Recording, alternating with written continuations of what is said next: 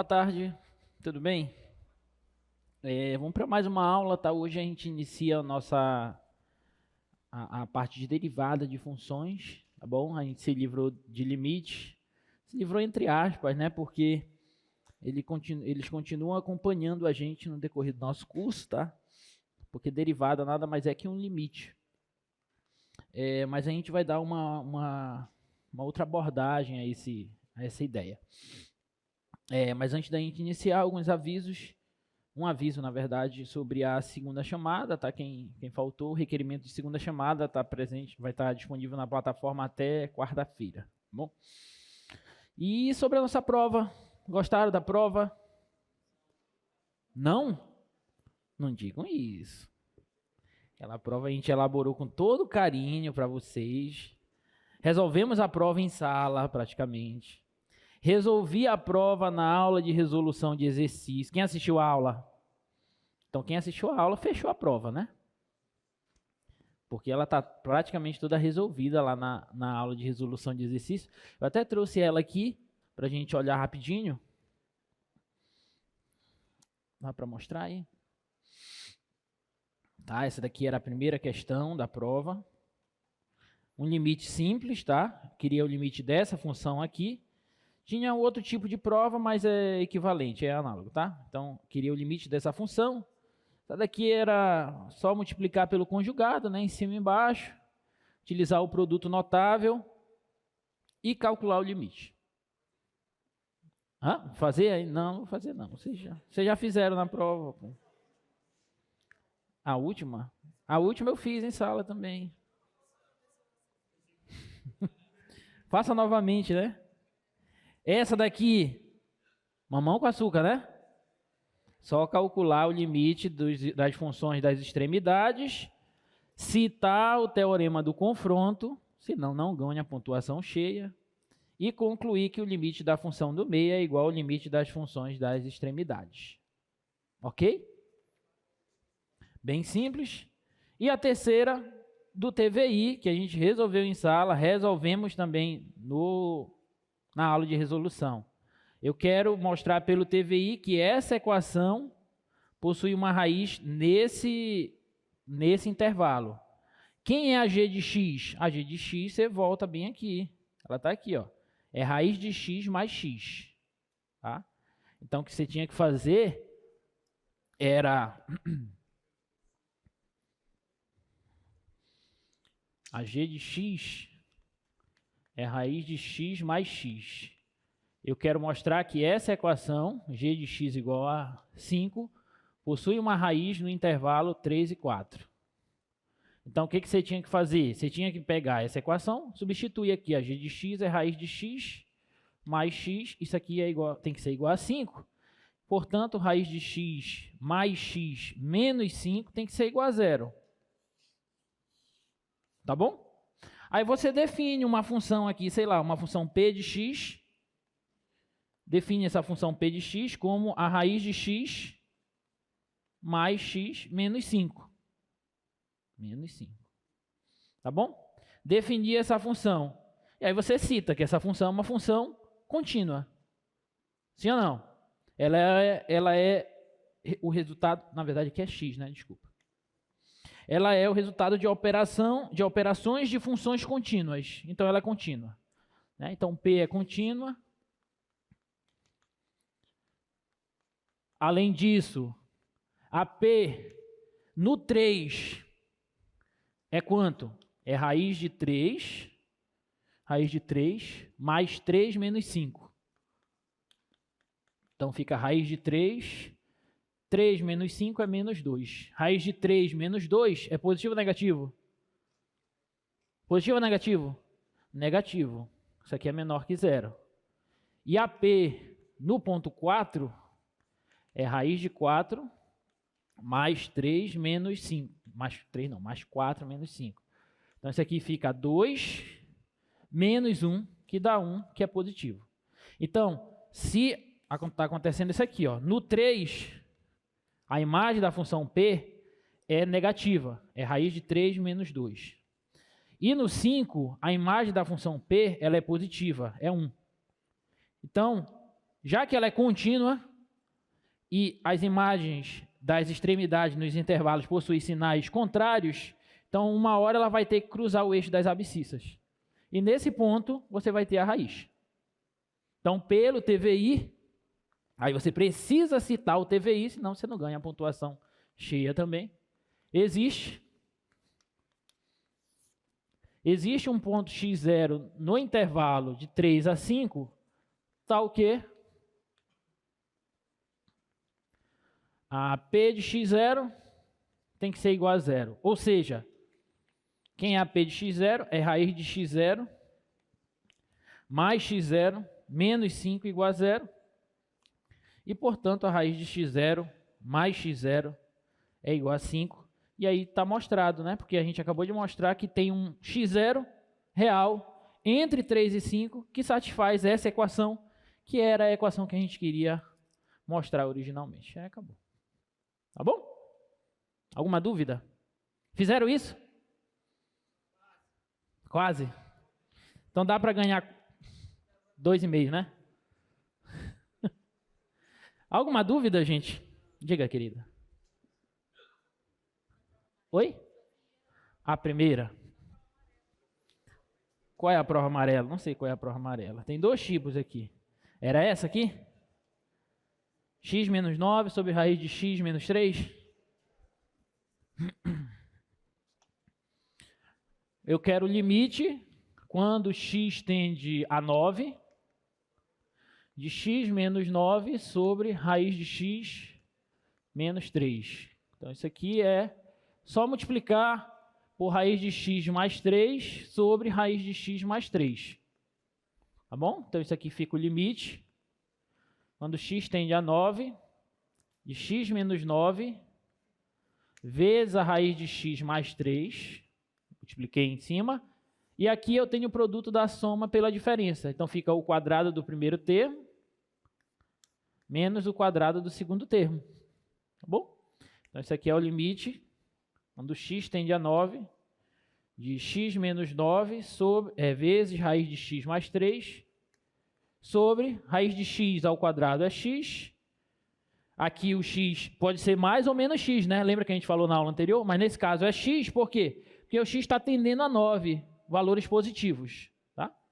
Menos 3 ao quadrado é 9. Cancela, cancela.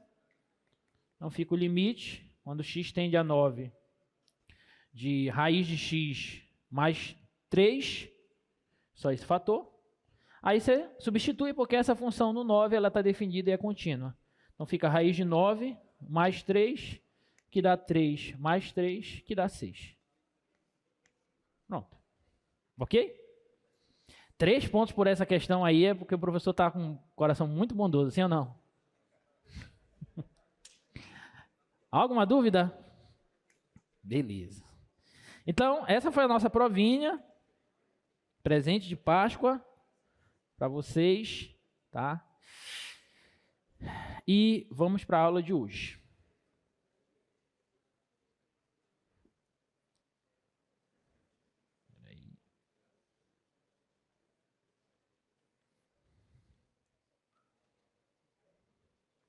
Na aula de hoje, ficou faltando a gente falar sobre um tópico na aula anterior, né?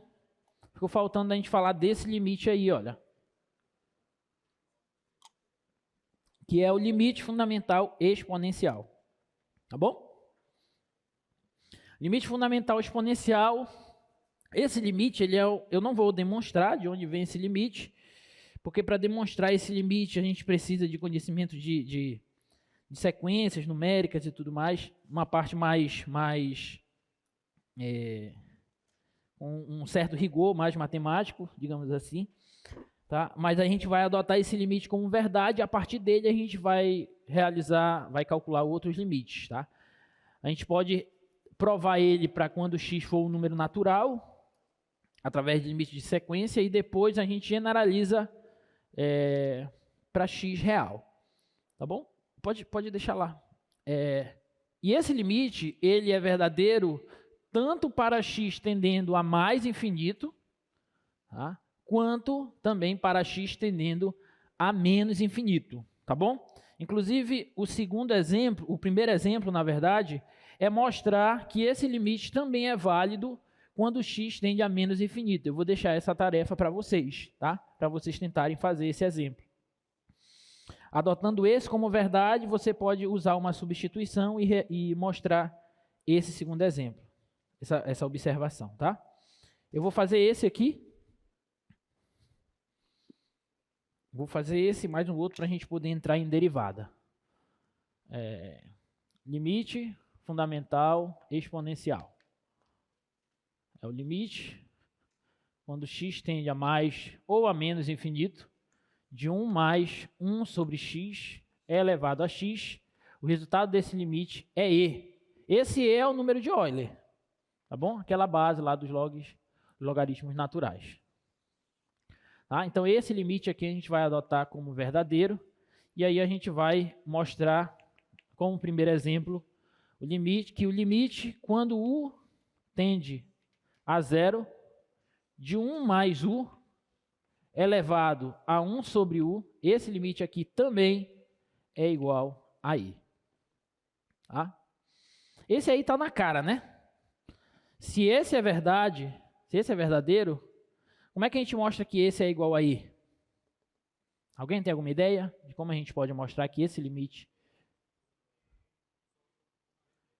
Posso chamar o u de 1 sobre x, é isso que você está querendo dizer?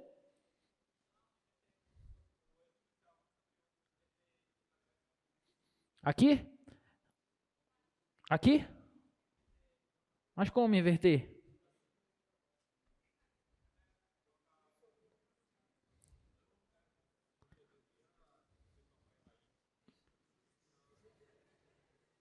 Raiz de índice u de 1 mais u?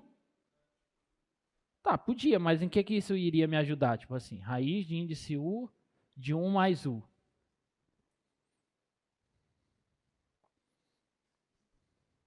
Talvez a gente esteja se complicando. Tem uma maneira mais fácil. Pode? Esse lado aqui? Mas aí a gente já está mexendo no resultado do limite. Eu quero mostrar que esse limite é igual a e. Eu ainda não sei quanto ele é. Eu quero mostrar que ele é igual a e. Tá bom? Como é que a gente pode fazer? A gente pode usar essa substituição aqui, olha, gente. Se a gente usar essa substituição, esse limite aqui vai ficar assim, ó. Presta atenção. De 1 mais u elevado a 1 sobre u, quando u tende a zero. Isso aqui vai ser igual ao limite. Olha só, se eu disser que u é igual a 1 sobre x, aqui vai aparecer 1 mais 1 sobre x, sim ou não? E aqui vai aparecer 1 sobre o u, que é 1 sobre x. Então vai ficar 1 sobre 1 sobre x. Aí isso aqui eu vou inverter, vai aparecer x. Tudo bem? Então aqui vai aparecer x, ó. Que é quase que o mesmo que nós temos aqui, ó. Sim ou não? Só que aqui o u está tendendo a zero. Aqui o u está tendendo a zero. Aqui eu não posso dizer que é u tendendo a zero. Eu tenho que trocar a variável. Então, como é que a gente faz a análise? Quando o u tende a zero, o x tende a quanto aqui, gente? O u é 1 sobre x. Quando o u tende a zero, o x está tendendo a quanto? Você pode fazer assim, ó. Se eu pegar o x para cá, pegar x vezes u igual a 1, e x é igual a 1 sobre u,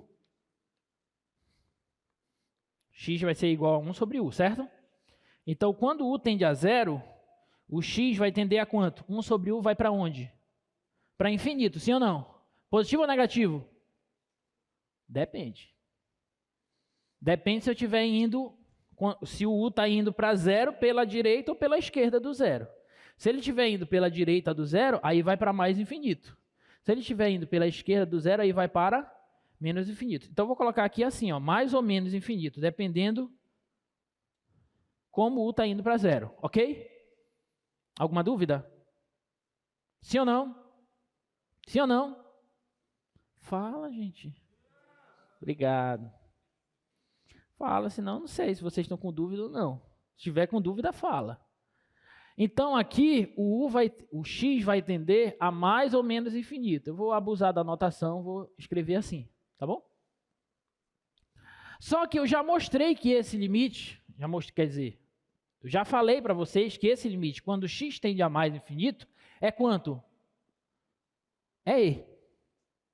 E quando x tende a menos infinito, eu falei na observação, para vocês exercitarem, que ele também vai para e. Então, independentemente se o x vai para mais ou para menos infinito, o resultado desse limite aqui é e. Acabou. Ok? Alguma dúvida? Então, essa substituição aqui resolve os nossos problemas, olha. Só chamar aí o u de 1 sobre x, tá? Belezinha?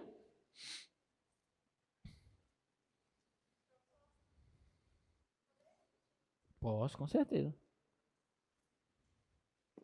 De novo, eu quero verificar quanto que vale esse limite. Tá bom? Eu não sei quanto é que ele vale. Eu sei que esse limite aqui vale e.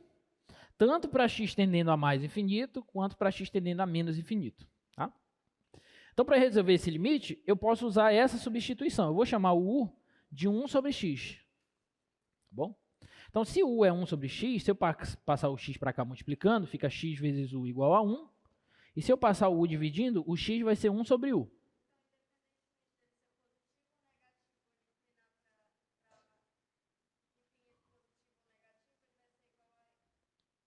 Isso. O u é igual a 1 sobre x, então x é igual a 1 sobre u. Aqui eu paro aqui por enquanto e agora eu vou analisar para onde eles estão indo. Originalmente eu quero que o u vá para 0. Então, se o u vai para 0, para onde o x vai? Essa é a nossa pergunta, é o que a gente quer descobrir. Então, se o u, já que o x é 1 sobre u, se o denominador vai para 0, 1 sobre esse denominador que está diminuindo cada vez mais, ele explode, ou para mais ou para menos infinito. E aí, professor, vai para mais ou para menos? Depende se o u está indo a 0 pela direita ou pela esquerda. Se o u estiver indo para 0 pela direita, aí o x vai para mais infinito. Por que pela direita? Porque são valores positivos, maiores que 0. E se o u for para 0 pela esquerda, por valores menores que 0, aí o x vai para menos infinito. Ok? Aí eu vou fazer a substituição. Já que eu chamei o u de 1 sobre x, então aqui vai aparecer 1 sobre x, e aqui vai aparecer 1 sobre 1 sobre x. 1 sobre 1 sobre x. Conserva a de cima, multiplica pela de baixo invertida, dá x. Tá bom? Só que aqui o u tende a 0. Só que aqui eu estou trabalhando agora com a variável x. E nesse caso, quando o u tende a 0, o x tende a mais ou a menos infinito, como a gente acabou de ver. Tá bom? Só que esse limite é o limite que nós temos. Se o x tender a 0, ele dá e. E se o... Desculpa. Refazendo. Se o x tender a mais infinito, ele dá e. E se o x tender a menos infinito, ele também dá e, como eu mostrei na observação. Então, o resultado do limite dá e, em qualquer um dos casos. Tá bom? Ok, gente? Tá, então olha esse outro exemplo. Mostre que esse limite aí é igual a 1. Limite de e elevado a h menos 1 sobre h. Esse limite aí também dá 1. Vamos fazer esse rapidinho para a gente entrar em derivadas.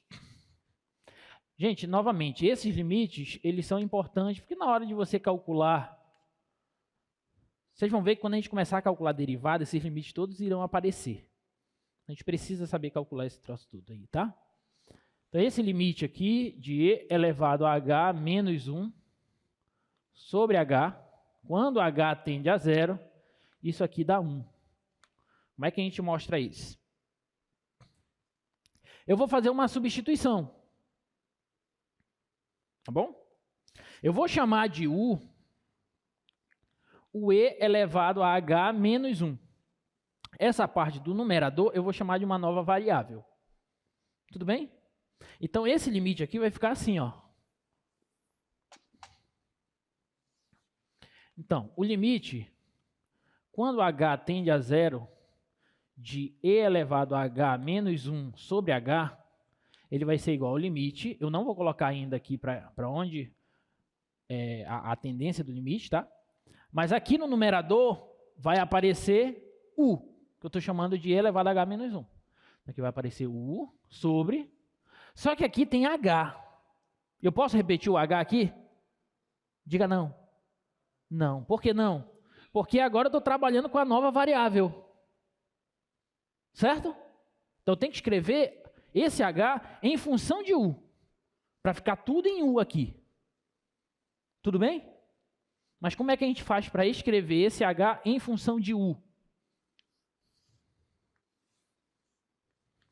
Como é que a gente faz?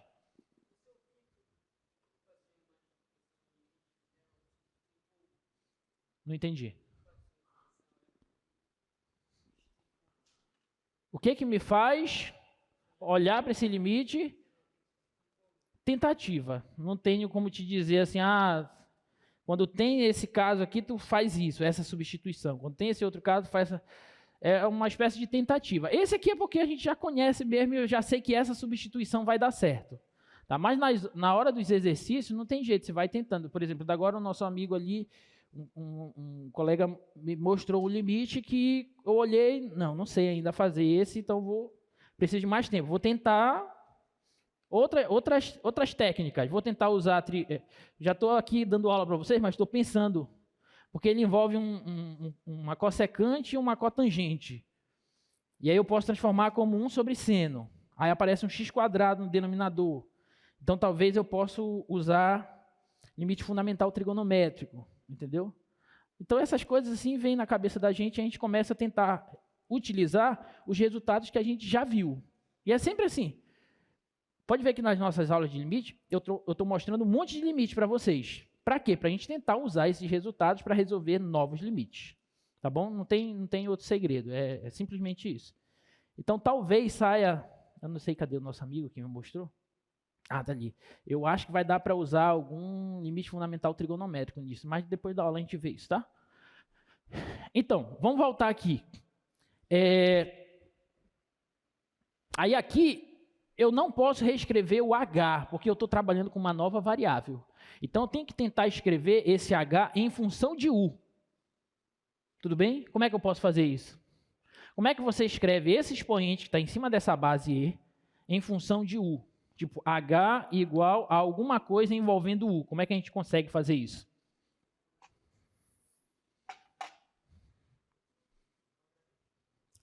Eu ouvi alguém falar uma palavrinha mágica. Eu vou até tirar o fone aqui. Qual é? Logaritmo, muito bem, vocês estão afiados, né? Pai d'égua. Se eu pegar esse 1 e jogar para cá, vai ficar 1 mais u igual a e elevado a h. Sim ou não? Sim ou não? Aí eu posso aplicar os logaritmos naturais, porque a base me diz isso, em ambos os lados. 1 mais u igual ao log natural de e elevado a h. Belezinha? Esse h que está no expoente do logaritmando, o que eu posso fazer com ele? Jogar para frente do logaritmo, pelas propriedades do logaritmo. Então, isso aqui vai ficar log natural de 1 mais u de h vezes o log natural de e. Quanto é o log natural de e? 1. Por quê? Porque o log natural é o logaritmo em qual base? Na base e. Então, eu estou calculando o log de e na base e. Quando o logaritmando e a base são iguais, o resultado do logaritmo é 1. Belezinha? h vezes 1 dá h. Então, olha só, quem é o h? É o log natural de 1 mais u. Olha só que bonito. É ou não é bonito? Mexer com o logaritmo fica lindo, né? Então, no lugar desse h, eu vou jogar aqui o log natural de 1 mais u. Só que falta quem está tendendo para onde? Né? Aí eu venho para cá. Olha só. Quando o h tende a zero, o u tende a quanto, gente? Quando o h tende a zero, esse u, que é e elevado a h menos 1, tende para onde? Quando o h tende a zero, o u que é e elevado a h menos 1, tende para onde? Essa função aqui não é contínua em zero? Ela não está definida em zero também? Já que ela é contínua, ela está definida? Então, quanto é e elevado a zero? 1. 1 menos 1. Então, o u tende para zero. Tudo bem? Então, aqui, posso escrever o u tende para zero. Belezinha? Tá, professor, parece que não ajudou muito. Que o senhor saiu de um troço como esse e agora apareceu até um log ali atrapalhando minha vida. Mas calma, tudo vai acabar bem para a gente, olha só. Então, o limite, quando u tende a zero, aí olha só o que eu vou fazer. Eu vou pegar essa expressão que está escrita assim, eu vou escrever assim, ó. Você concorda que eu posso reescrever lá assim?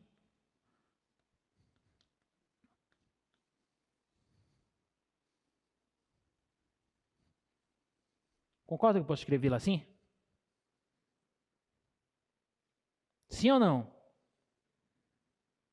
Posso ou não posso? Posso.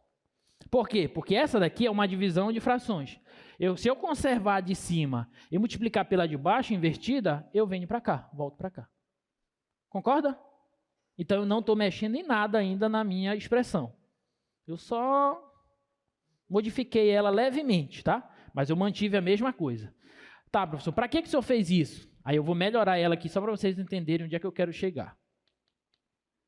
Isso aqui é o mesmo que 1 sobre u vezes o log natural de 1 mais u.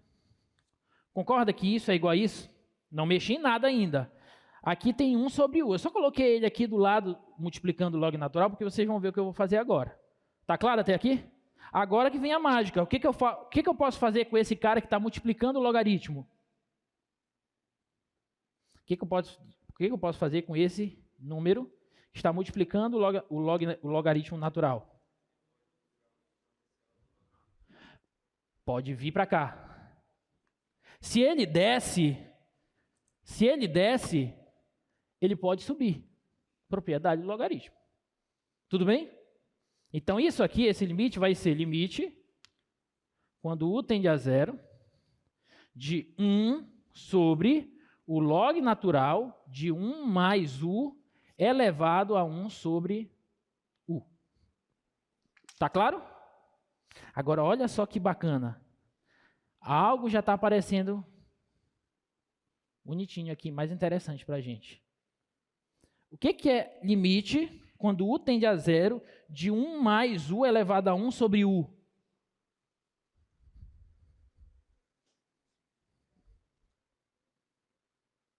Limite, quando u tende a zero, de 1 mais u elevado a 1 sobre u. Esse limite deu quanto? E. Esse limite deu e. Certo ou não? Então, isso aqui, como uma função log natural ela é contínua, o limite pode vir para dentro dela. Certo? Então, isso aqui vai ficar 1 sobre o log natural de e. Porque esse limite aqui, quando u tende a zero, é e. Tá bom? Então, ficou 1 sobre o log natural de e. Só que log natural de e é quanto? É 1, acabei de falar. Então, isso aqui é 1. Então, fica 1 sobre 1, que dá 1. Que era o que a gente queria mostrar, que esse limite aqui é 1. Beleza? Alguma dúvida? É difícil essa? Essa, se você não tiver visto antes, você não vai conseguir fazer, de fato. E tem muito disso. Às vezes, te dou uma coisa que você não vai conseguir fazer se você não tiver tido alguma ideia que te ajude de antemão, tá? E é normal, coisa mais normal do mundo. Mas agora você já conhece e através desse você consegue resolver outros, tá bom? E essa ideia daquela substituição aparece em vários outros limites, tá bom? Posso passar? Vamos falar de derivada.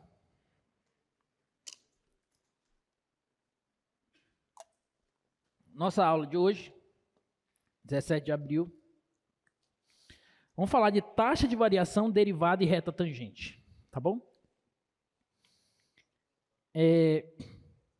Vamos começar por taxa média de variação. Essa ideia de taxa média de variação, nós já falamos disso na nossa primeira aula, quando a gente comentou rapidamente sobre os 4 problemas. Lembra que eu falei na primeira aula? Tem 4 problemas que a gente vai tentar resolver durante o nosso curso e tal.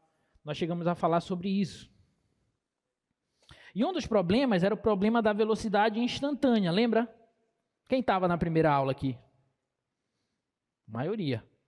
Então deve lembrar que eu falei de velocidade instantânea. Quer dizer, eu não falei o que era, mas eu comentei a respeito da ideia, né? E até então a gente sabe o que é velocidade média. O que é velocidade média? Ela é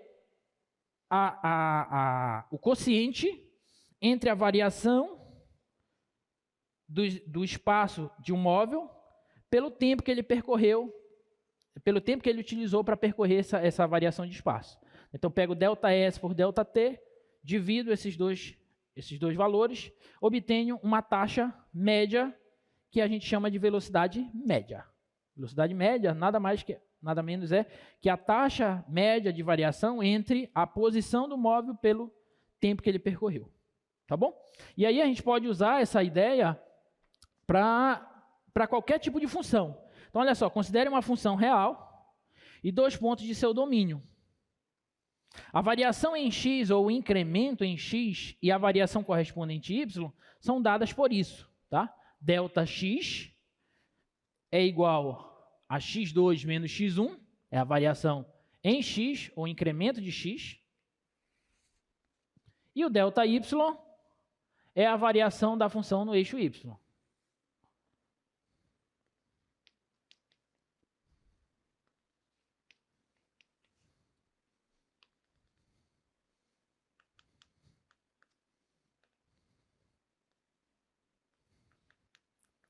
Então, o que ele está falando é isso aqui. Ó. Imagina que você tem uma função f, e eu estou olhando para esses 2 pontos aqui do domínio dessa função. Tá bom? Então, a variação dessa função no eixo x, a variação em x, é esse comprimento, bem aqui. Como é que a gente calcula esse comprimento? x2 menos x1. O mais à direita menos à esquerda. Tá bom? E a variação em y é esse comprimento aqui, ó. Esse comprimento é f de x2 menos o f de x1. O mais acima menos o mais abaixo. Essa variação eu posso chamar de ΔY, que é a variação no eixo y, e essa variação aqui eu posso chamar de ΔX, que é a variação no eixo x, da função f, ok? E aí, a ideia é a seguinte: a gente vai definir como taxa média de variação de y em relação a x no intervalo x1 até x2, como esse quociente aí, olha, ΔY por ΔX. Isso aqui vai ser o f de x2 menos o f de x1 sobre x2 menos x1. Isso aqui a gente está chamando de taxa média de variação da função f no intervalo x1 a x2. Ok? Isso é taxa média de variação de uma função. Tudo bem? Então, por exemplo, a temperatura Fahrenheit é dada em termos da temperatura Celsius pela fórmula F, temperatura Fahrenheit, é igual a 1,8 vezes C, temperatura Celsius, mais 32. Você já conhece essa formulazinha até, né? Determine a taxa média de variação de F em relação a C quando a temperatura passa de 20 graus Celsius a 30 graus Celsius. Então, a expressãozinha é essa, F igual a 1,8 vezes C mais 32. O que ele quer? Ele quer a taxa média de variação de F em relação a C quando a temperatura passa de 20 para 30 graus Celsius. Tá bom? Então, olha só, a taxa média de variação da F em relação a C vai ser o quê? Vai ser o F no ponto 30 menos a F, deixar só 30, no ponto 20 sobre 30 menos 20. É como se o C fosse o X, o f é o y. Então, estou utilizando essa expressãozinha aqui, ó. Então, ela é a f aplicada no x2, que no caso é 30, menos a f aplicada no x1, que no caso é 20, sobre x2 menos x1, que é 30 menos 20. Ok? Então, isso aqui vai ficar... A f em 30 é 1,8 vezes 30 mais 32. Deixa eu colocar mais para cá.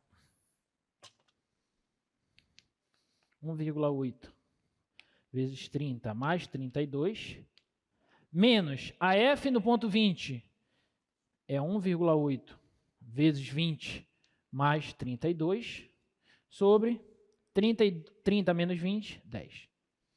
Aí observa que 32 menos 32 a gente pode cancelar, certo? Esse 1,8 aqui, de maneira esperta, eu vou colocar ele em evidência. Aqui vai ficar 30 menos 20, certo? Sobre 10. Então, aqui vai ficar 30 menos 20, dá 10. 10 sobre 10, posso cancelar, sobra 1,8. Então, isso significa para a gente que a taxa média de variação da f em função da c é 1,8. Ok? Observa que esse 1,8, essa função é uma função de que tipo? Que tipo? Polinomial do primeiro grau. Observa que esse 1,8 é o coeficiente angular dessa função polinomial do primeiro grau. Por quê? Vou responder mais à frente, tá bom? Mais para frente a gente responde isso.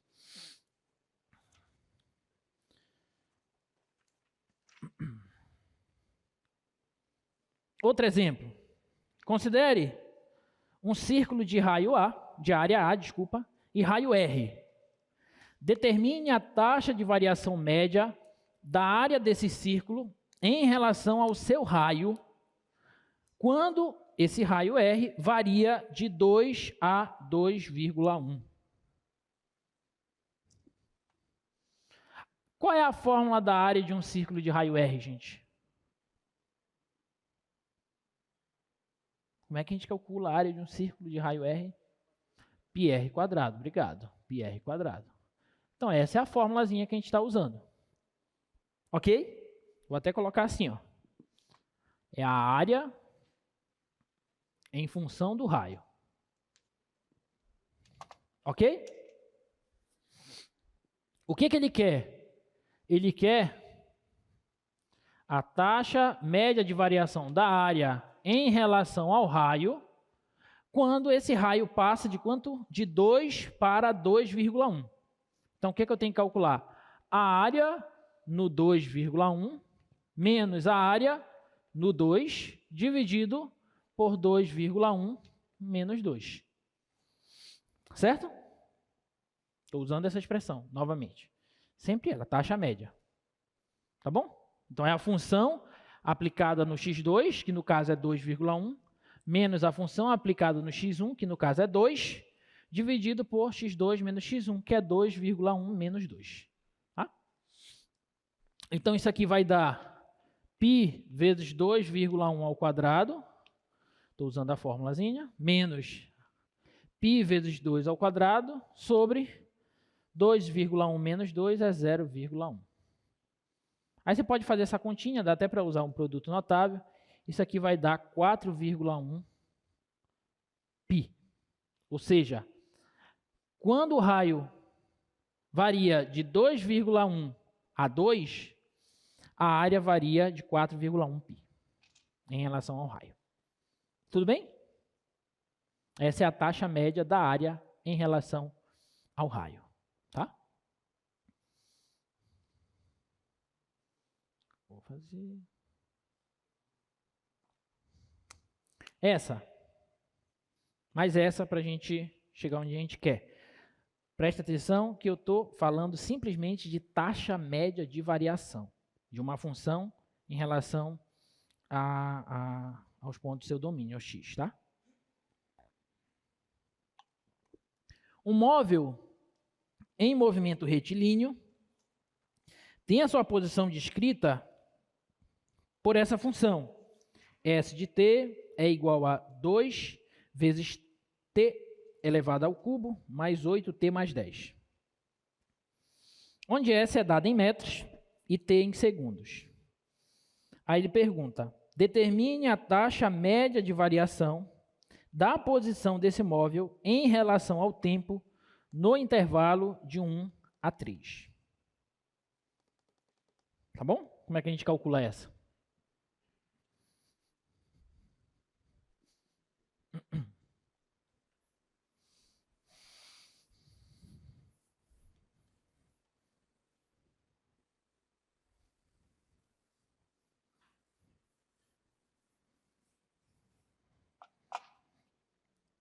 A S de t é essa função.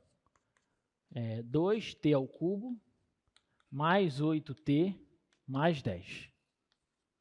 Então, o que eu quero? Eu quero a taxa média de variação da posição em relação ao tempo, quando o tempo está variando nesse intervalo de 1 a 3. Tá? Então, eu quero o S de 3 menos o S de 1 sobre 3 menos 1. Ok? Tudo bem? Aí você tem que calcular. Esse S de 3 tem que substituir aqui. Então, vai ficar 2 vezes 3 ao cubo, mais 8 vezes 3 mais 10, menos o S de 1. Quem é o S de 1? 2 vezes 1 ao cubo, mais 8 vezes 1, mais 10. Tá bom? Tudo isso dividido por 2. Né? 3 menos 1, 2. Esse 10 com esse menos 10 aqui eu posso cancelar. Então, isso aqui vai ficar 27, 2 vezes 27, mais 24, menos 2 mais 8, menos 2 menos 8, sobre 2. Sobre 2.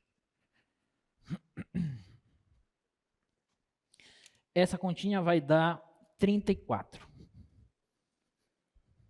Isso aqui dá 34. Tá bom? Ele disse que a posição está dada em metros e o tempo está dado em segundos. Estou dividindo posição pelo tempo, metros e segundos. Então, fica metro por segundo. Metro por segundo a gente sabe que é unidade de quê, gente? De velocidade. E como eu falei logo no início, a taxa média de variação da posição em relação ao tempo nos dá a velocidade média. Então, a velocidade média desse móvel, dessa partícula, dada por aquela função posição no intervalo de 1 a 3, é 34 metros por segundo. Alguma dúvida?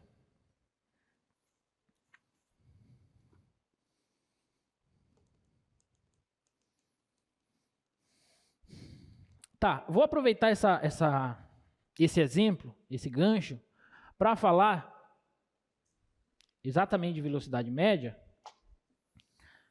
no seguinte sentido. Imagina que aqui seja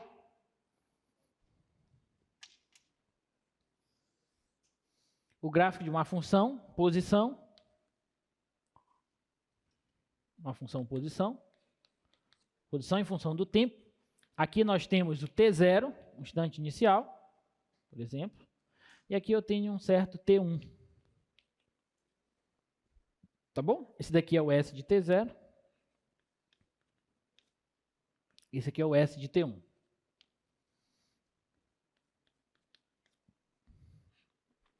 até desenhar esse gráfico diferente assim.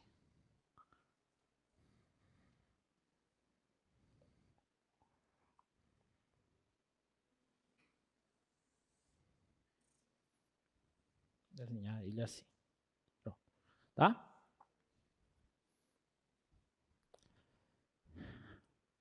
Aí, olha só. A variação aqui no eixo T é o ΔT, que a gente já viu que é o T1 menos o T0. E a variação aqui no eixo S é o ΔS, que é o S de T1 menos o S de T0. Tá? Aqui é S de T0. E aí, Se eu olhar para essa reta que passa por esses dois pontos aqui, ó. Se eu olhar para essa reta aí, bem aqui eu tenho a inclinação dela, a inclinação θ, certo? Essa inclinação é igual a essa aqui, ó. Para eu calcular a inclinação, que é o coeficiente angular que é a tangente da inclinação, na verdade, dessa reta, o que eu tenho que fazer olhando para esse triângulo? Esse triângulo é um triângulo retângulo, sim ou não? Então, tangente desse ângulo, olhando para o triângulo retângulo, é cateto oposto por cateto. Então, é delta S por delta T. Então, acabei de dizer para vocês o seguinte, olha só. O coeficiente angular da reta que passa por esses dois pontos, que é a reta secante a essa curva, né? Reta secante porque toca em dois pontos na curva, que é a tangente da inclinação, que é o ângulo θ, é delta S por delta T. Só que delta S por delta T é o quê? É a velocidade média nesse intervalo. Isso aqui é a velocidade média.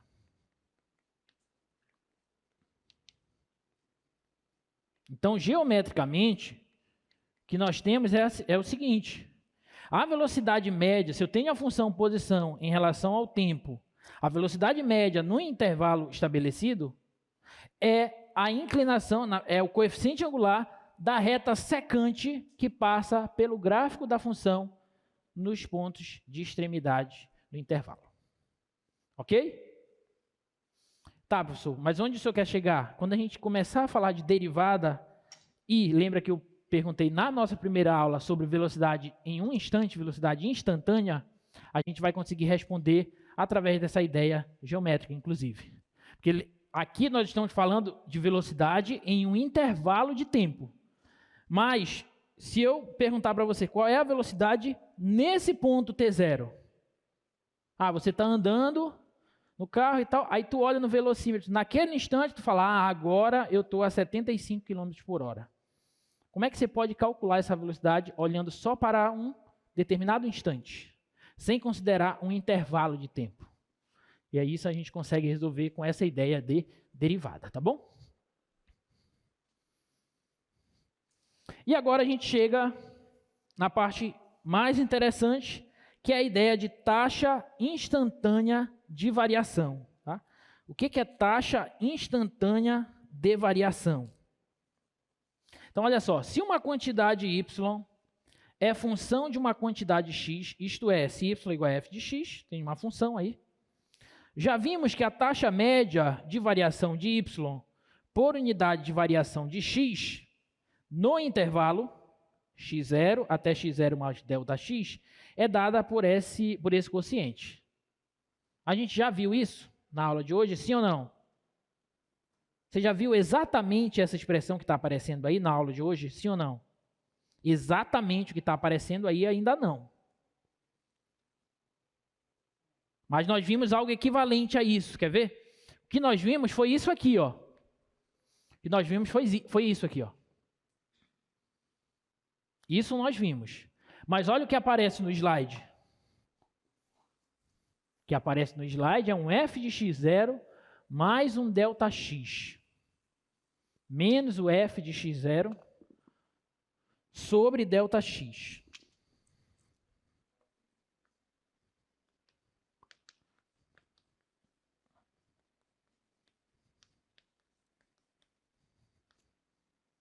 Só que essas coisas, gente, são equivalentes. Essa expressão, ela é equivalente a essa. Como, professor? Se eu chamar o x0, o x2 de x0 mais h, o que nós temos é o seguinte, ó.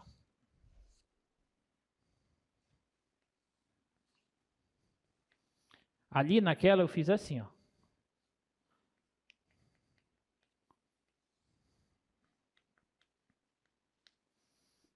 Então, eu olhei para esse cara aqui, que é o ΔX, que é igual a x2 menos x1, certo? Tudo bem? Foi isso que a gente fez? Agora, se eu pegar esse x2 Δx é x2 menos x1. Se eu pegar esse x1 e passar para cá, vai ficar x1 mais Δx. Isso aqui vai ser igual a x2. Sim ou não? Aí se eu, ao invés de x1, se eu chamar isso aqui de x0, eu vou chegar aqui, ó. F de x2 é x0 mais Δx. F de x2 é x0 mais Δx. E x2 menos x1, que na verdade é x2 menos x0, é o próprio Δx. Então, essa expressão, ela é equivalente a essa. Tudo bem? Alguma dúvida?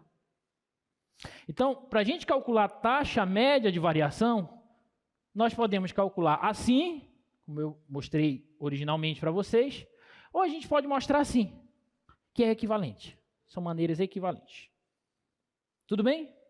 Tranquilo? Alguma dúvida? Sim ou não? Obrigado. Exatamente, é isso que eu queria ouvir. Ou sim, né? Pode ser que tenha dúvida, eu repito. Mas aparentemente não tem, né? Então, beleza. Então, a gente pode escrever a taxa média de variação dessa maneira ou dessa maneira, tá bom? Então, vamos voltar para cá. Então, a gente acabou de ver que a taxa média de variação de uma função no intervalo de x0 até x0 mais Δx é dada por esse quociente. Tudo bem? Agora, olha só. Aí, olha só, presta atenção. Se a gente fizer esse Δx tender a zero, a gente pode calcular o limite desse quociente. E aí a gente vai definir o limite desse quociente, quando Δx tende a zero, como a taxa instantânea de variação de y em relação a x, no instante x igual a zero, se esse limite existir. Pode ser que ele não exista. Como a gente já viu nos nossos cálculos, que existem limites que não existem. Tá? Mas se esse limite existir, então a gente vai definir o resultado desse limite como a taxa instantânea de variação da função f em relação a x, no ponto x0.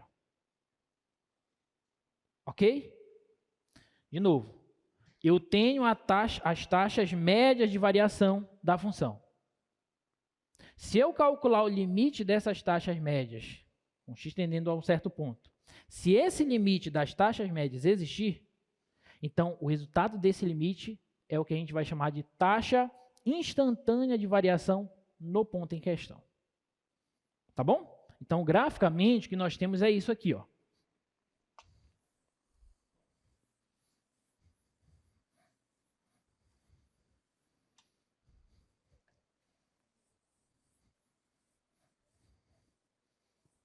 Graficamente, o que nós temos é isso aqui, ó.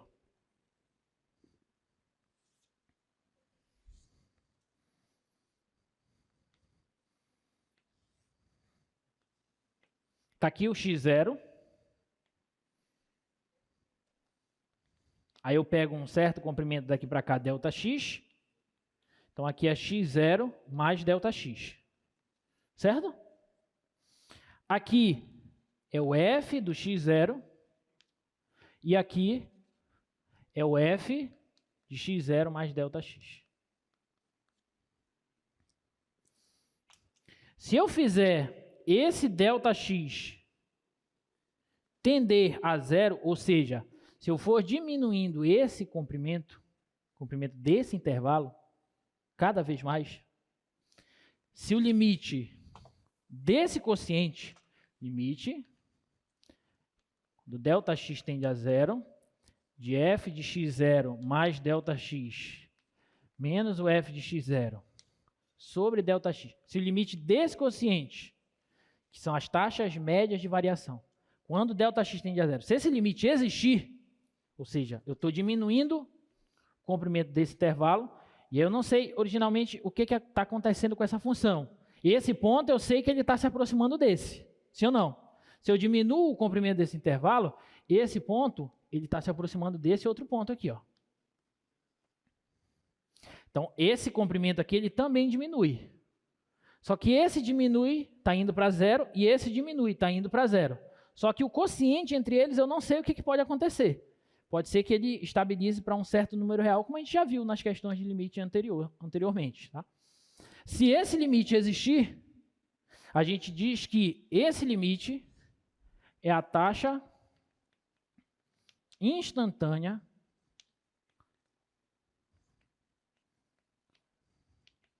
de variação de f em x0.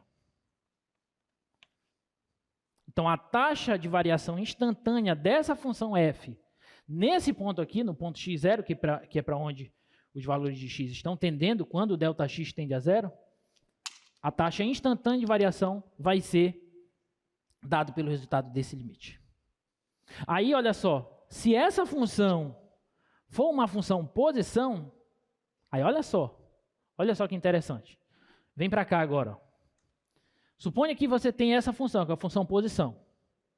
Aí eu vou fazer esse comprimento aqui, ó, que é o ΔT, eu vou fazer ele tender para zero. Quando eu faço ele tender para zero, esses pontos T, eles vão se aproximar do T0, sim ou não? Essa reta, originalmente, ela é uma reta secante. Aí eu vou me aproximar um pouco, vou pegar agora esse ponto bem aqui, ó. Agora eu já tenho essa outra reta aqui, ó. Ela continua sendo uma reta secante, sim ou não? Aí eu me aproximo mais ainda, ó. Continua sendo uma reta secante. Mas esse ΔT vai se aproximar de zero o tanto que eu quiser. Ou seja, os pontos T vão se aproximar de T0 o quanto nós quisermos. E quando isso acontece, essas retas secantes, elas vão tender a se tornar a reta tangente. A reta tangente ao gráfico dessa função nesse ponto. Então, geometricamente, a reta tangente ao gráfico, o coeficiente angular dela, vai me dar o quê? Vai me dar a taxa instantânea de variação dessa função nesse ponto T0.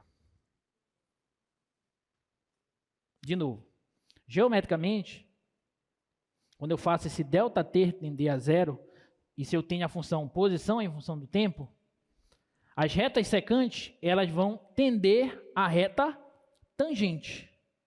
Então, o coeficiente angular da reta tangente ao gráfico da função nesse ponto é, na verdade, a taxa instantânea de variação da função S, que é a função posição, no instante T0. Então, eu acabei de definir para vocês o que é velocidade instantânea. O que é velocidade instantânea? É o limite das taxas médias de variação da função posição em relação ao tempo, quando t tende a T0 ou quando ΔT tende a zero.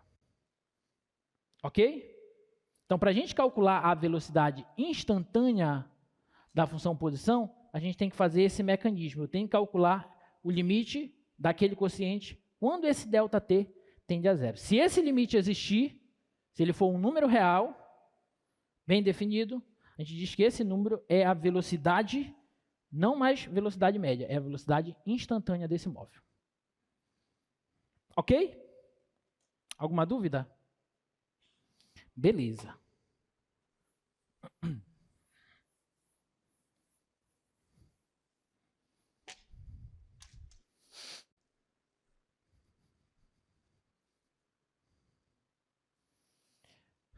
Vocês lembram que esse exemplo aqui a gente já resolveu, né? Quando a taxa, quando o raio variava de 2 a 2,1, certo? A gente já resolveu esse exemplo, quando o raio variava de 2 a 2,1. Agora eu quero saber o seguinte, ó, considerando um círculo de área A e raio R, determine a taxa de variação de A em relação a R quando R é igual a 2. Quando R é exatamente 2, eu não estou te dando o intervalo. Estou te pedindo, quando R é exatamente 2, qual é a taxa de variação da área em relação ao raio?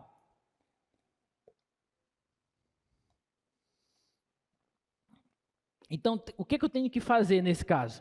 Eu tenho que calcular o limite, tem que calcular isso aqui, ó. Tem que calcular o limite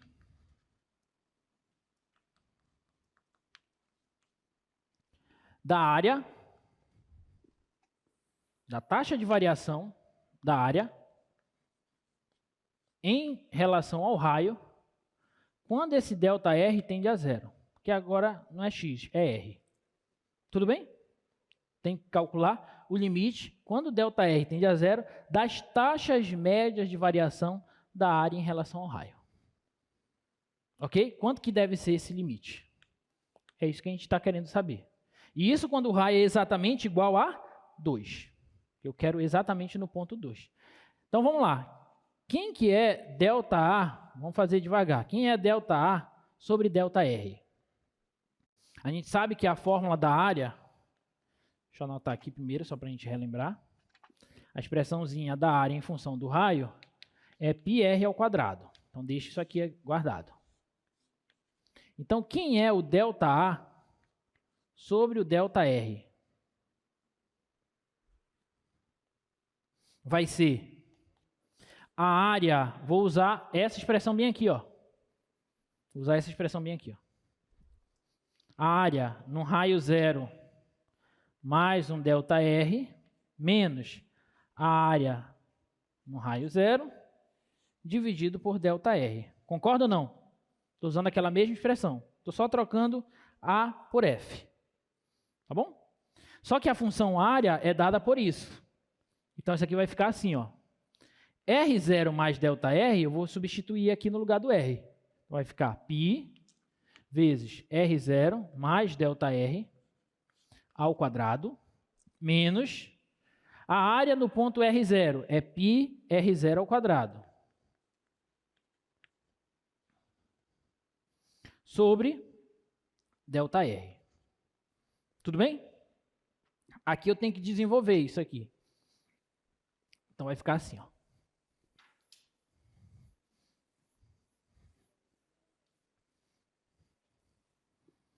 Então, vai ficar assim, ó, igual π vezes. Aqui eu tenho que desenvolver esse quadrado. Então, fica primeiro ao quadrado, mais 2 vezes o primeiro vezes o segundo, mais o quadrado do segundo. ΔR ao quadrado. Tudo isso vezes π. Isso aqui é isso aqui, tá? Menos πr0 ao quadrado sobre ΔR. Tudo bem? Então, isso aqui vai ficar π vezes, como tem π aqui e π aqui, eu posso pôr esse π em evidência. Então, aqui vai ficar r0 ao quadrado mais 2r0 ΔR mais ΔR ao quadrado menos r0 ao quadrado. Pus ele em evidência, dividido por ΔR. Tá bom? Então, isso aqui vai ficar π vezes. Esse eu posso cancelar com esse. E ΔR está aqui e aqui. Então, eu posso pôr ele em evidência também, concorda? Então, vezes ΔR, vezes... Aí, quem sobra aqui? 2R0, mais... E aqui, quem sobra? Sobra um ΔR ainda. Tá? Tudo isso dividido por ΔR. Ó, porque se eu multiplico esse vezes esse, eu venho para cá. E se eu multiplico esse vezes esse, eu volto para cá. Tá bom?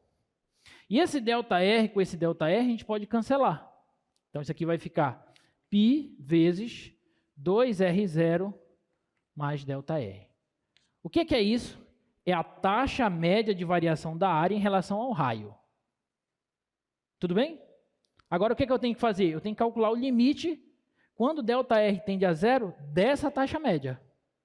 Então, bora calcular esse limite agora. E vamos ver quanto é que dá esse limite.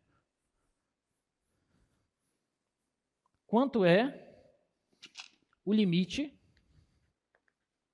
da taxa média de variação da área em relação ao raio, quando esse ΔR tende a zero? Quanto é esse limite? Vai ser o limite, quando ΔR tende a zero, essa taxa média deu isso. Então, eu vou substituir. π vezes 2R0 mais ΔR. Só que essa função, ela é contínua em zero. Quando ΔR tende a zero, basta que eu substitua aqui. Então é só substituir, olha. Então esse cara vai para zero mesmo. Então vai sobrar apenas 2πr0. Que a variável aqui é ΔR, tá bom? Então isso aqui é tudo constante. Então olha só. O limite, quando ΔR tende a zero, das taxas médias de variação da área em relação ao raio, é 2πr0.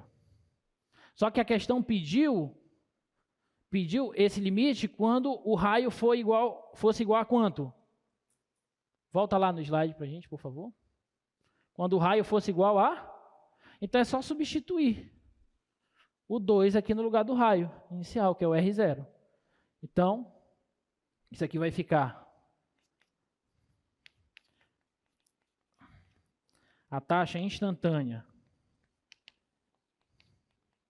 em R0 igual a 2, isso aqui vai ser 2 vezes π vezes 2, que é igual a 4π.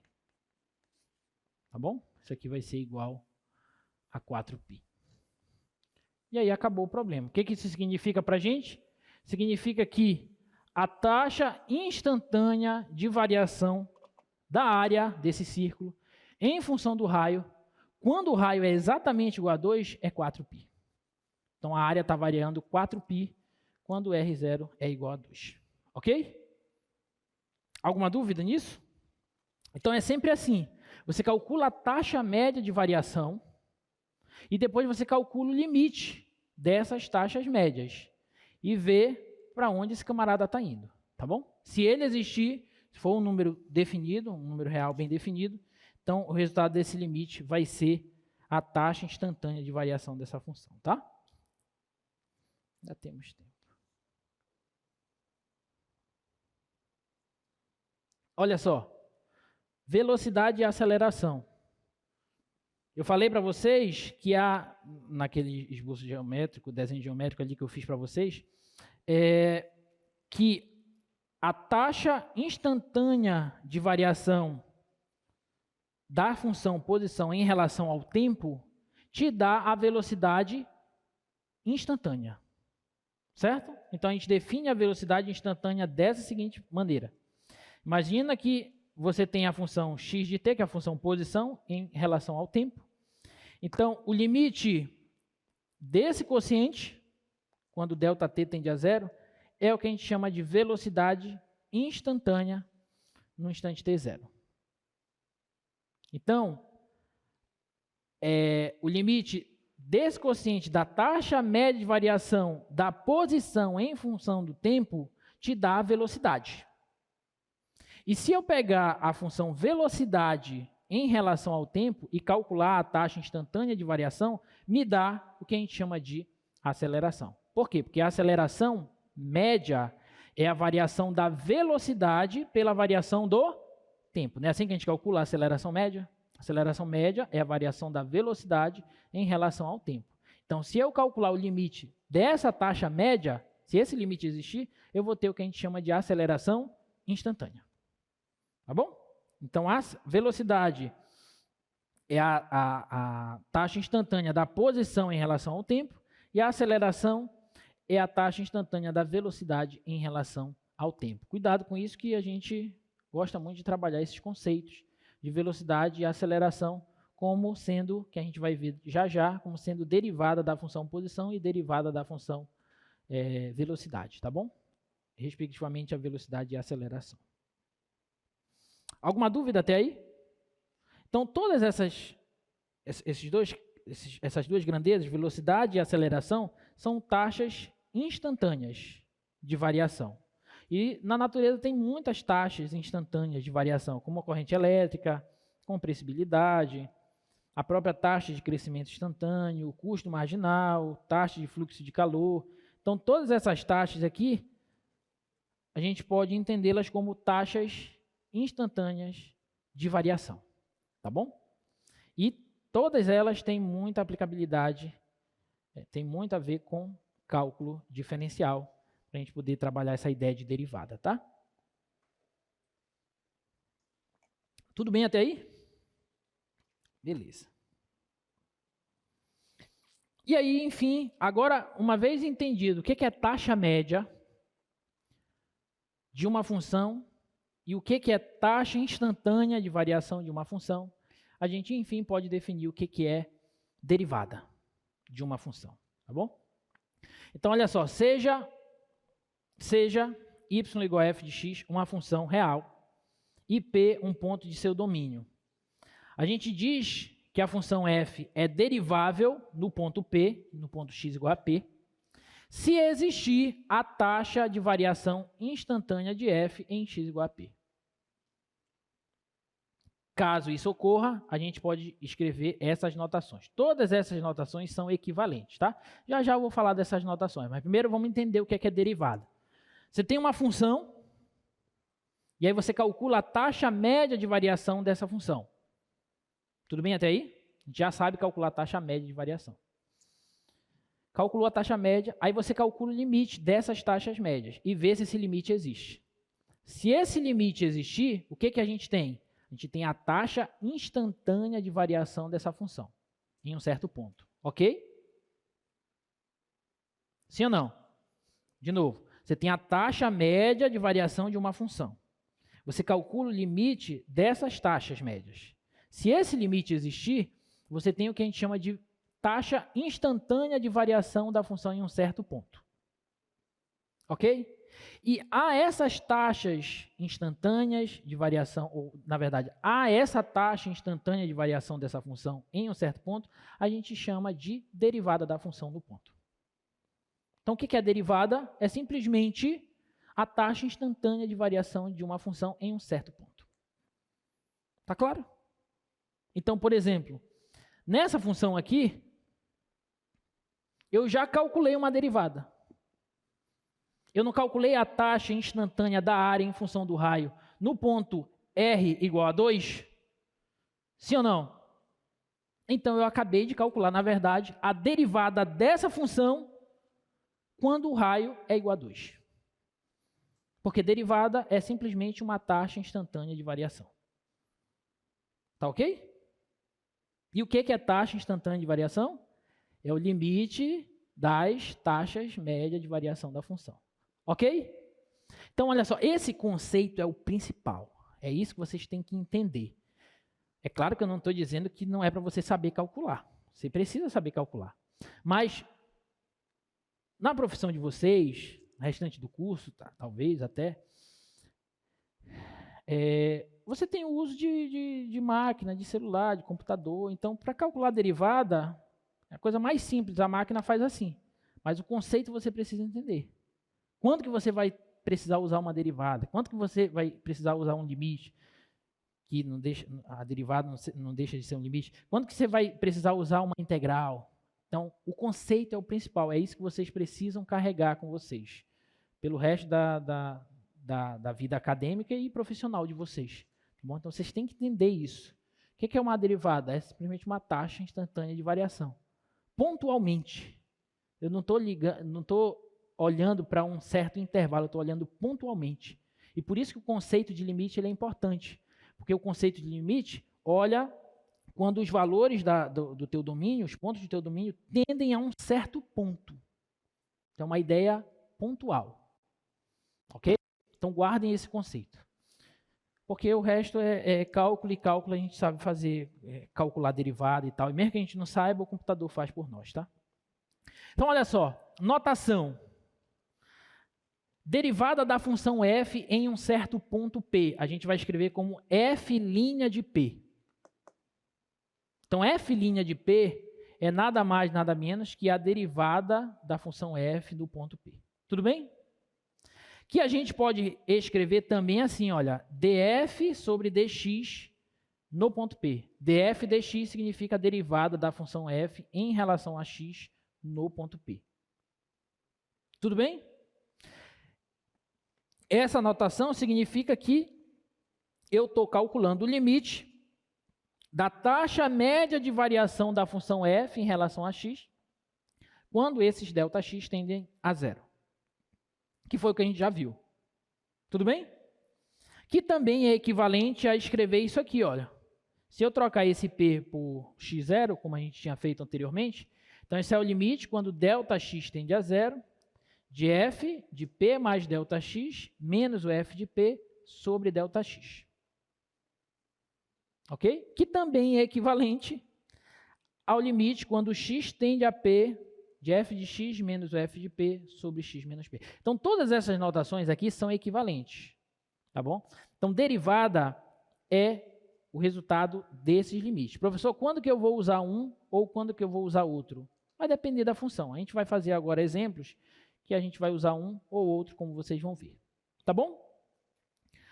Tá claro a ideia, o conceito de derivada? Eu não estou falando ainda sobre o cálculo de derivada, tá? Mas o conceito de derivada eu acho que tá claro. Tudo bem? Então, como eu falei para vocês, olha só, a gente já calculou a derivada da função área quando o raio é 2. O resultado dessa derivada deu 4π, como eu mostrei para vocês ali no quadro. Tá bom? Tinham outros exemplos que eu pulei, eu vou deixar para vocês olharem lá nas notas de aula, está tudo resolvido. Mas eu quero fazer essa daqui, ó. Considerando o exemplo da função posição de um móvel em função do tempo, dada por essa equação, determine a derivada de S em t igual a 1 segundo. Em t igual a 1 segundo. Como é que a gente calcula essa derivada?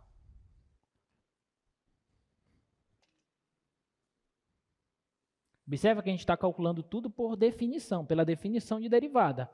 A definição de derivada é um limite. Certo? É um limite.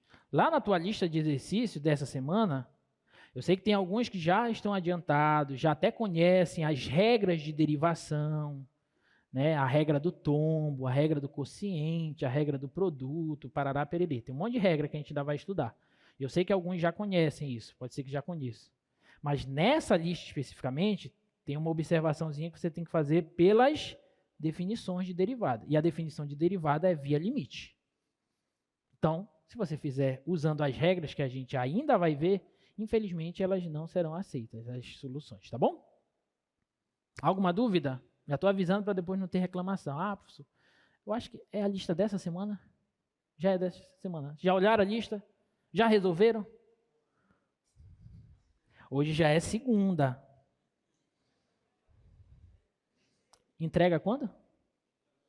Quinta. Quinta já está bem aí. Tá. Então vamos lá. Qual é a 2t ao cubo, S de t igual a 2t ao cubo, mais 8t, mais 10. Eu quero a derivada, olha o que eu quero, a derivada da função posição no ponto t igual a 1. É isso que a gente quer. Certo ou não? Tá errado?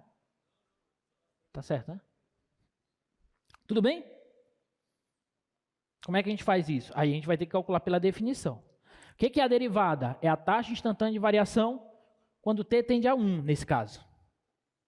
E o que é a taxa instantânea de variação? É o limite das taxas médias de variação. Então, como é a taxa média de variação? Quem é o ΔS por ΔT?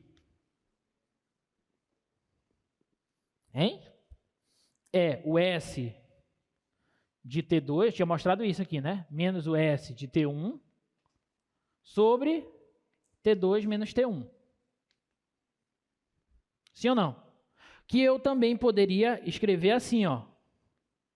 Eu também poderia reescrever assim, ó. S de T0 mais ΔT menos o S de T0 sobre ΔT.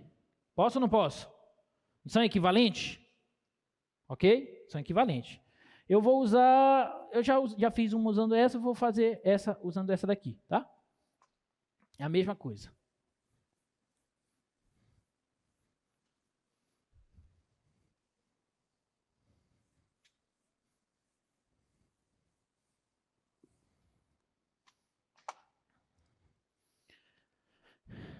Aí, no lugar desse T2, eu vou colocar um S no lugar do T1, na verdade, eu vou colocar S de 1, tá?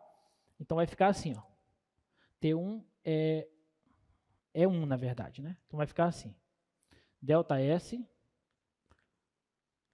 por delta T vai ser igual ao S de T menos o S de 1, que é no ponto que eu quero, sobre T menos 1. Tá claro? Tudo bem? O T é a variável, o 1 é o ponto que eu quero para onde o T vá, T menos 1. Tá bom? Então isso aqui vai ficar assim, olha. Quem é o S de T? O S de T é essa função. Então é 2T ao cubo mais 8T mais 10. Menos. Quem é o S de 1, gente? É só substituir o 1 aqui. Então vai ficar 2 vezes 1 ao cubo mais 8 vezes 1 mais 10 sobre T menos 1. Tudo bem? Alguma dúvida? Então isso aqui vai ser igual a 2T ao cubo mais 8T mais 10. Aqui, 8 mais 10 dá 18. 18 mais 2 dá 20. Então vai ficar menos 20. Sobre T menos 1. Então isso aqui vai ser igual a 2T ao cubo mais 8T, 10 menos 20, menos 10, sobre T menos 1.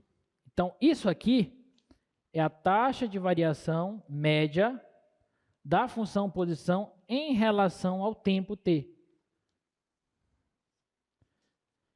considerando o instante T igual a 1.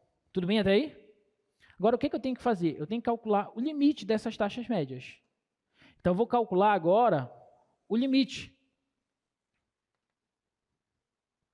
Só que nesse caso, quando o T tende a 1, certo? Porque eu estou querendo me aproximar do ponto 1, que é um instante.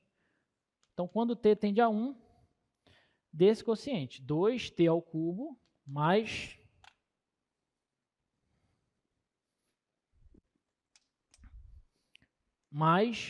8T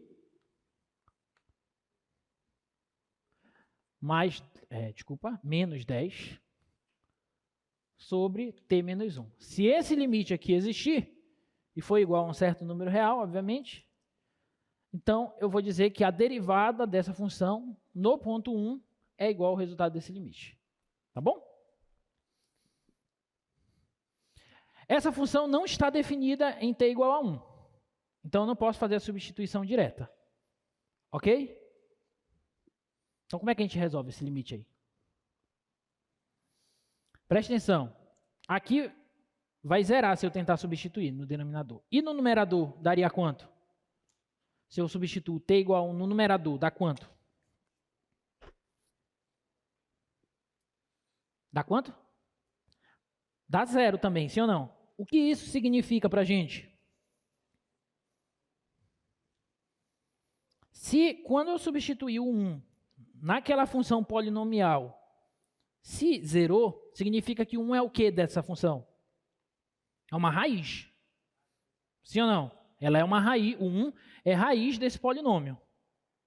Então, se eu conseguir reescrever esse polinômio, já fizemos vários exercícios assim, né? Se a gente conseguir reescrever esse polinômio 2T ao cubo mais 8T menos 10 como um produto envolvendo esse T menos 1, aí fica lindo, porque aí eu vou poder cancelar o T menos 1 com o T menos 1, aí eu vou calcular o limite só dessa função restante aqui. Sim ou não? Sim ou não? Então, como é que a gente consegue reescrever esse polinômio como um produto de polinômios envolvendo esse fator T menos 1? Aí eu posso fazer uma divisão de polinômios, né? Eu posso dividir 2T ao cubo mais 8T menos 10 por T menos 1. Certo? Lembra que a gente já fez isso? Já fez isso. Divisão de polinômios. Sim. Então, quanto é que vai dar isso? Vai ficar assim, ó.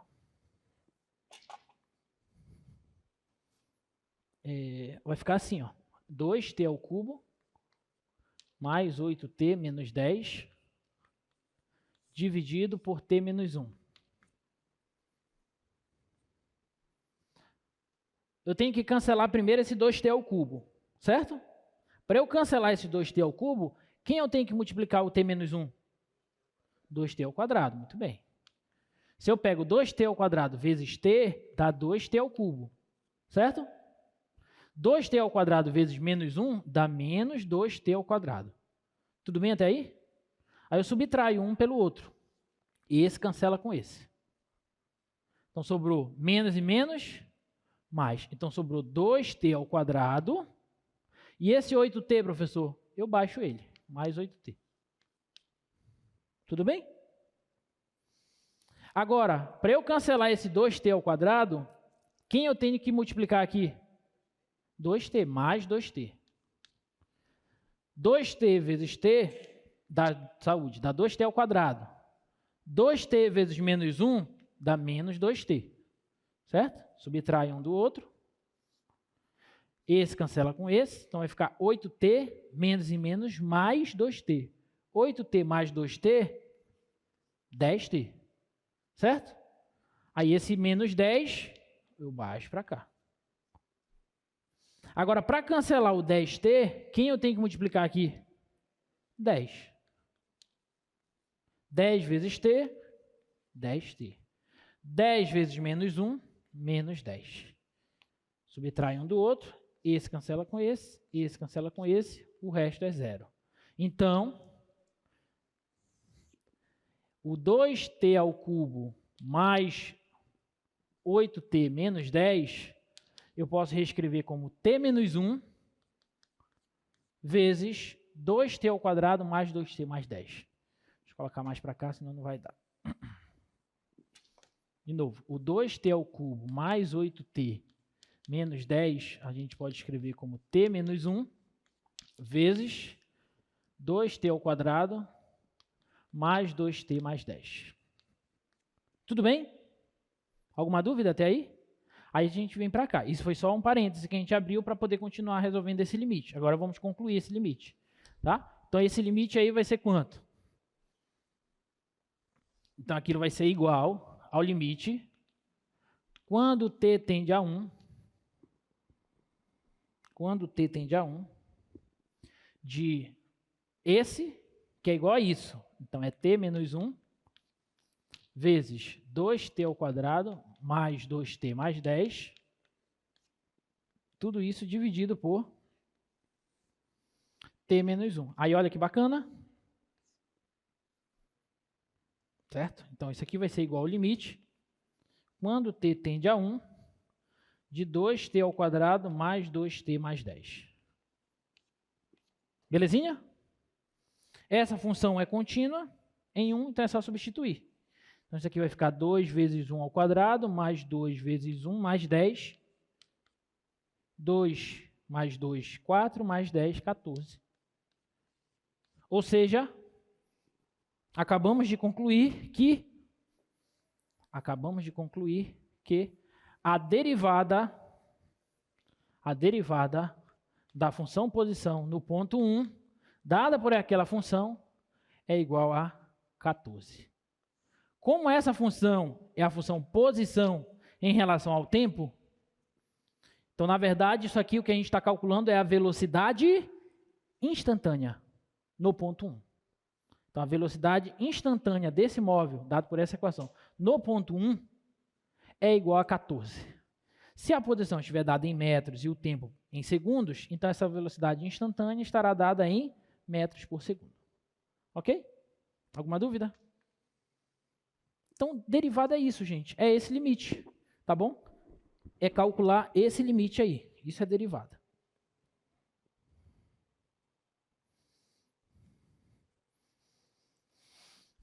E aí a gente conclui a aula de hoje falando desse último tópico, que é derivada e reta tangente. Na verdade, a gente já falou disso, né? Eu falei para vocês que Você calcula o coeficiente angular da reta secante, que passa por 2 pontos na curva, e você faz aquele ΔT tender a zero, então as secantes, elas se tornarão a tangente, elas tenderão a tangente no ponto específico que você está querendo. Então, na verdade, se eu quero calcular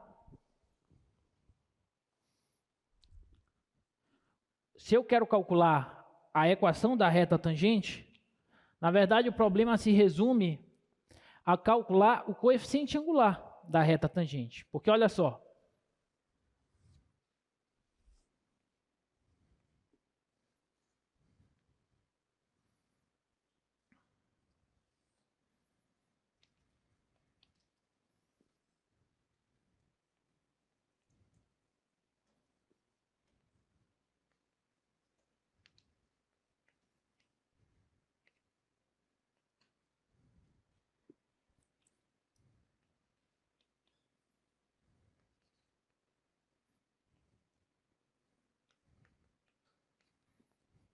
olha só. Como é que a gente calcula a equação de uma reta que passa por 2 pontos, gente?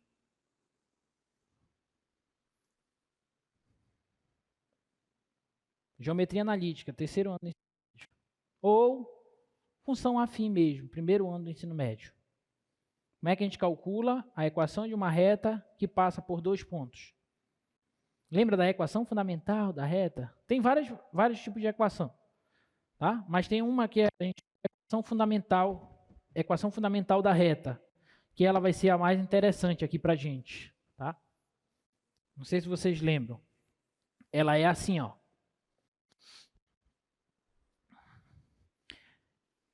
Se eu olhar novamente para esse triângulo aqui, ó, para a inclinação da reta, aqui eu tenho f de x menos o f de x0, tomei aqui o ponto x0, f de x0, e o ponto x, f de x, ok? E aqui, isso aqui é esse intervalinho aqui, e esse intervalo aqui é x menos x0, ok? Então, a tangente, o coeficiente angular, que é a tangente daquela inclinação, cateto oposto sobre cateto adjacente. Então, é f de x menos o f de x0 sobre x menos x0, certo? Então, se eu pegar esse cara e jogar para cá, então vai ficar f de x. Esse f de x vai confundir vocês. Deixa eu colocar f de x1. f de x1, x1, x1. Tá? Só para não confundir. f de x1 um ponto fixo mesmo. x1 menos x0. Agora, então f de x1 menos o f de x0 vai ser igual ao coeficiente angular vezes x1 menos x0. Certo? Tudo bem? Aí, se eu fixar esse ponto e fizer esse x1, f de x1 variar, ou seja, se eu não tiver mais x1, se eu tiver um x qualquer, e aqui for o y correspondente, o y que é o f de x, então aqui vai ser y menos f de x0, e aqui é o x qualquer. Então aqui vai ficar assim, ó. Aqui vai ficar y, aqui o x qualquer, tá? Então aqui vai ficar y, e aqui um x qualquer. Então eu chego nessa equaçãozinha aqui, ó, que é o que a gente chama de equação fundamental da reta. Lembra lá da geometria analítica? Então, essa equação ela é legal e ela é fundamental, de fato, porque através dela a gente percebe que para a gente encontrar a equação de uma reta, nós podemos encontrar utilizando 2 pontos? Sim, mas a gente só precisa ter um ponto e a inclinação dela, que é o coeficiente angular. Se eu tiver um ponto, x0, f de x0, e o coeficiente angular, eu determino quem é a equação da reta, ok? Tudo bem até aí? Mas por que eu estou falando isso? Porque olha só o nosso problema. Nosso problema é o seguinte, ó. Dada uma curva, como determinar a reta tangente à curva em um certo ponto P dado? Então, se eu te der uma curva,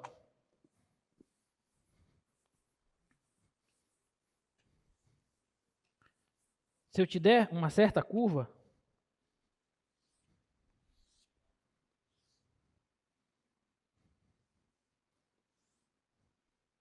e um ponto, x0, f de x0, se eu te der essa função f e um ponto só, que pertence ao gráfico dela, como é que você me diz a equação da reta tangente a essa curva? Essa reta aqui, ó, que passa por esse ponto. Então, olha só, eu não já tenho um ponto? Sim ou não? Para eu utilizar essa equação, já que eu já tenho um ponto, só me falta encontrar quem?